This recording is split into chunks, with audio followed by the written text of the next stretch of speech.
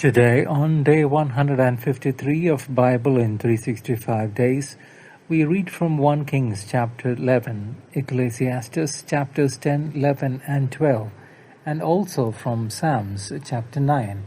Abba, Father, may your word prepare us to live as children of light and keep us ready for our Lord's second coming. 1 Kings chapter 11. King Solomon loved many foreign women besides the daughter of Pharaoh, Moabites, Ammonites, Edomites, Sidonians, and Hittites, from nations with which the Lord had forbidden the Israelites to intermarry, because he said, "They will turn your hearts to their gods." But Solomon fell in love with them. He had 700 wives of princely rank and 300 concubines, and his wives turned his heart. When Solomon was old, his wives had turned his heart to strange gods, and his heart was not entirely with the Lord his God, as the heart of his father David had been. By adoring Astarte, the goddess of Sidonians, and Milcom, the idol of the Ammonites, Solomon did evil in the sight of the Lord. He did not follow him unreservedly, as his father David had done. Solomon then built a high place to Chemosh, the idol of Moab, and to Molech, the idol of the Ammonites, on the hill opposite Jerusalem. He did the same for all his foreign wives who burned incense and sacrificed to their gods. The Lord therefore became angry with Solomon because his heart was turned away from the Lord, the God of Israel, who had appeared to him twice. For though the Lord had forbidden him this very act of following strange gods, Solomon had not obeyed him.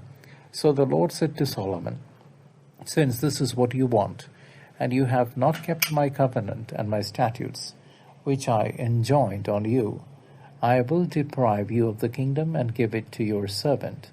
I will not do this during your lifetime, however, for the sake of your father David. It is your son whom I will deprive. Nor will I take away the whole kingdom. I will leave your son one tribe for the sake of my servant David and of Jerusalem, which I have chosen." The Lord then raised up an adversary to Solomon, Hadad the Edomite, who was of the royal line in Edom. Earlier, when David had conquered Edom, Joab, the general of the army, while going to bury the slain, put to death every male in Edom. Joab and all Israel remained there 6 months, until they had killed off every male in Edom. Meanwhile, Hadad, who was only a boy, fled toward Egypt with some Edomite servants of his father. They left Midian, passing through Paran, where they picked up additional men. They went into Egypt to Pharaoh, king of Egypt, who gave Hadad a house, appointed him rations, and assigned him land. Hadad won great favor with Pharaoh, so that he gave him in marriage the sister of Queen Taphanes, his own wife. Taphanes' sister bore Hadad a son, Genubath. After his weaning, the queen kept him in Pharaoh's palace, where he then lived with Pharaoh's own sons. When Hadad in Egypt heard that David rested with his ancestors and that Joab, the general of the army, was dead, he said to Pharaoh, "Give me leave to return to my own country." Pharaoh said to him, "What do you lack with me, that you are seeking to return to your own country?" "Nothing," he said, "but please let me go." God raised up against Solomon another adversary in Rezon, the son of Eliada, who had fled from his lord Hadadezer, king of Zobah. When David defeated them with slaughter, Rezon gathered men about him and became leader of a band, went to Damascus, settled there, and became king in Damascus. He was an enemy of Israel as long as Solomon lived. This added to the harm done by Hadad, who made a rift in Israel by becoming king over Edom. Solomon's servant Jeroboam, son of Nebat, an Ephraimite from Zeradah, with a widowed mother, Zeruah, also rebelled against the king. This is why he rebelled. King Solomon was building Millo, closing up the breach of his father's city of David. Jeroboam was a man of means, and when Solomon saw that he was also an industrious young man, he put him in charge of the entire labor force of the house of Joseph. At that time Jeroboam left Jerusalem, and the prophet Ahijah the Shilonite met him on the road. The two were alone in the area, and the prophet was wearing a new cloak. Ahijah took off his new cloak, tore it into 12 pieces, and said to Jeroboam, Take 10 pieces for yourself. The Lord, the God of Israel, says, I will tear away the kingdom from Solomon's Ecclesiastes grasp, chapter 10. and will give you 10 More of the weighty tribes. than One wisdom tribe or shall remain wealth to him. is a little For the sake folly. of David my The servant, wise and of man's understanding Jerusalem, turns the city him I have to chosen his out of right. all The the fool's tribes of understanding Israel. turns The him 10 to I his will left. give you, because you When the have fool walks forsaken through me the and street in his lack of understanding, he calls goddess everything of the foolish. Sidonians, Chemosh, Should the god of anger Moab, of the ruler and burst Milcom, upon god of you, the forsake Ammonites, not he your has not place, followed my for ways or mildness done what is abates pleasing great to me, offenses. according to I my have seen statutes under and the my sun another decrees, as evil, his like a father mistake David that did. proceeds from the Yet I ruler. will not take any A of the fool put kingdom in from lofty Solomon position, himself, while the rich but will sit keep in him a prince as lowly long as he lives, places. for the sake of I my have seen servant slaves David, on whom I horseback, while chose, princes who kept walked my on the ground like commandments and slaves. statutes. He But I will who take the digs a kingdom pit from may his fall son, into and it, will and give he it to you. who breaks That through is a the 10 wall tribes. may I be will give bitten his by a son one tribe, serpent. that He my who servant moves David stones may may be always have a hurt lamp by them, before me in and he Jerusalem, who the city chops in which wood I is in choose danger to from be it. honored. If the I will iron take becomes you shall dull, reign though over at all first that he you made desire, and shall easy become king of progress, Israel. he must If then you increase his heed all that efforts, I but the command you, craftsman follow my ways, has the and please advantage me of his skill. by keeping my If the statutes serpent and my bites because it commandments, has like not my been servant charmed, David, then I there will is be no with you. advantage for I the will charmer. establish for you, as I Words from did the for wise David, a man's lasting mouth win dynasty. favor, I will but give the Israel fool's to you. lips consume him. I will punish The David's beginning line of for his this, words but not is forever. folly, And and the end Solomon of his tried to talk have is utter Jeroboam madness. killed for his Yet the rebellion. fool He multiplies escaped to words. King Man Shishak knows in not Egypt, where what he is to remained come, until for Solomon's who death. can tell him The rest what of is the to acts come of after Solomon, him? with all his deeds When and will his the fool wisdom, be are weary of his recorded in the labor? book of the Chronicles He who of knows Solomon. not the way The to the time city. that Solomon reigned Woe in to Jerusalem you, O over land, all whose king was Israel a was servant, 40 years. and whose And princes Solomon dine in rested the with his morning. ancestors. He was Blessed are buried you, O land, in his whose king father's is city of of noble David, birth, and his and son whose princes Rehoboam dine at the right succeeded him time, as for king. vigor and not in drinking bouts. When hands are lazy, the rafters sag. When hands are slack, the house leaks. Bread and oil call forth. Merriment and wine makes the living glad, but money answers for everything. Even in your thoughts do not make light of the king, nor in the privacy of your bedroom revile the rich, because the birds of the air may carry your voice. A winged creature may tell what you say. Ecclesiastes chapter 11. Cast your bread upon the waters. After a long time you may find it again. Make 7 or 8 portions. You know not what misfortune may come upon the earth. When the clouds are full, they pour out rain upon the earth. Whether a tree falls to the south or to the north, wherever it falls, there shall it lie. One who pays heed to the wind will not sow, and one who watches the clouds will never reap. Just as you know not how the breath of life fashions the human frame in the mother's womb, so you know not the work of God which he is accomplishing in the universe. In the morning sow your seed, and at evening let not your hand be idle. For you know not which of the two will be successful, or whether both alike will turn out well. Light is sweet, and it is pleasant for the eyes to see the sun. However many years a man may live, let him, as he enjoys them all, remember that the days of darkness will be many. All that is to come is vanity. Rejoice, O young man, while you are young, and let your heart be glad in the days of your youth. Follow the ways of your heart, the vision of your eyes, yet understand that as regards all this God will bring you to judgment.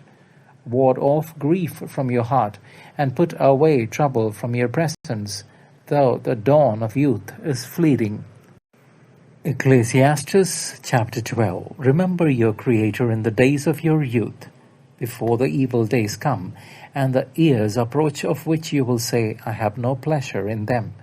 Before the sun is darkened, and the light and the moon and the stars, while the clouds return after the rain, when the guardians of the house tremble, and the strong men are bent, and the grinders are idle because they are few, and they who look through the windows grow blind, when the doors to the street are shut, and the sound of the mill is low, when one waits for the chirp of a bird, but all the daughters of song are suppressed, and one fears heights and perils in the street, when the almond tree blooms, and the locust grows sluggish, and the caper berries without effect, because man goes to his lasting home, and mourners go about the streets. Before the silver cord is snapped, and the golden bowl is broken, and the pitcher is shattered at the spring, and the broken pulley falls into the well, and the dust returns to the earth as it once was, and the life breath returns to God who gave it. Vanity of vanities, says Kuhilat. All things are vanity. Besides being wise, Kuhilat taught the people knowledge and weighted, scrutinized and arranged many proverbs. Kuhilat sought to find pleasing sayings and to write down true sayings with precision. The sayings of the wise are like gourds, like fixed spikes are the topics given by one collector. As to more than these, my son, beware. Of the making of many books there is no end, and in much study there is weariness for the flesh. The last word, when all is heard, fear God and keep his commandments, for this is man's all, because God will bring to judgment every work with all its hidden qualities, whether good or bad. Psalms chapter 9. I thank you, Yahweh, with my whole heart. I recount all your wonders. I rejoice and delight in you. I sing to your name, Most High. My enemies are in retreat. They stumble and perish at your presence. For you have given fair judgment in my favor, seated on your throne as upright judge. You have rebuked the nations, destroyed the wicked, blotted out their name forever and ever. The enemy is wiped out, mere ruins forever. You have annihilated their cities, their memory has perished. See, Yahweh is enthroned forever, keeping his throne firm for judgment. He will himself judge the world. In uprightness will give a true verdict on the nations. May Yahweh be a stronghold for the oppressed, a stronghold in times of trouble. Those who revere your name can rely on you. You never desert those who seek you, Yahweh. Sing to Yahweh who dwells in Zion. Tell the nations his mighty deeds. For the avenger of blood does not forget them. He does not ignore the cry of the afflicted. Have pity on me, Yahweh. See my affliction. Pull me back from the gates of death, that I may recount all your praises at the gates of the daughter of Zion, and rejoice in your salvation. The nations have fallen into the trap they made, their feet caught in the snare they laid. Yahweh has made himself known, given judgment. He has ensnared the wicked in the work of their own hands. May the wicked turn away to Sheol, all the nations forgetful of God. For the needy is not forgotten forever, not forever does the hope of the poor come to nothing. Arise, Yahweh, human strength shall not prevail. The nations shall stand trial before you. Strike them with terror, Yahweh. The nations shall know that they are no more than human.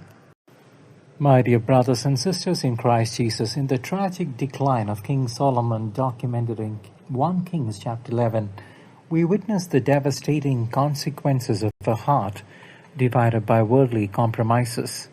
Despite being blessed with unparalleled divine wisdom, the king allowed his affections to be stolen away by foreign wives who turned his devotion toward false idols. God had explicitly and directly warned against these unions. Yet, Solomon chose to construct high places for detestable gods right outside Jerusalem. This blatant infidelity kindled the righteous anger of the Lord, who declared that the kingdom would be torn away from his lineage. Even in judgment, God remembered his covenant with David by preserving a single tribe for his son's sake. The account stands as a sobering warning about how easily the riches of the world can choke our spiritual zeal. It reminds us that partial obedience to God's commandments is ultimately a form of disobedience.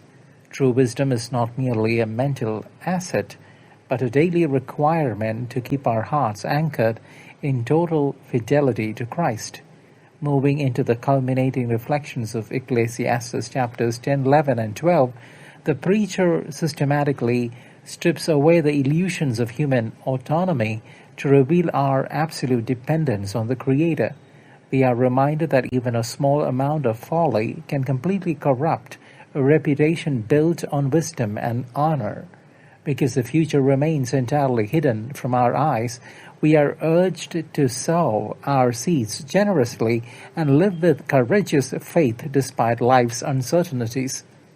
The text beautifully transitions into an urgent plea for the young to remember their Creator before the dark days of old age arrive. Human life is poetically described as fading away until the silver cord is snapped and the dust returns to the earth.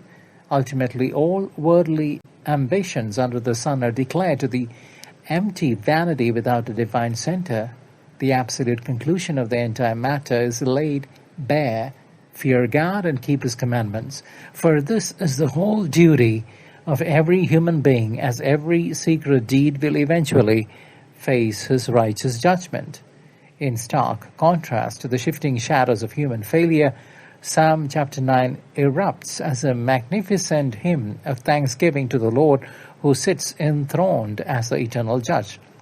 The psalmist pledges his whole heart to recount the marvelous deeds of the Most High, who safely establishes a stronghold for the oppressed. When earthly nations boast of their military might and prideful autonomy, they invariably sink into the very pits they dug for others.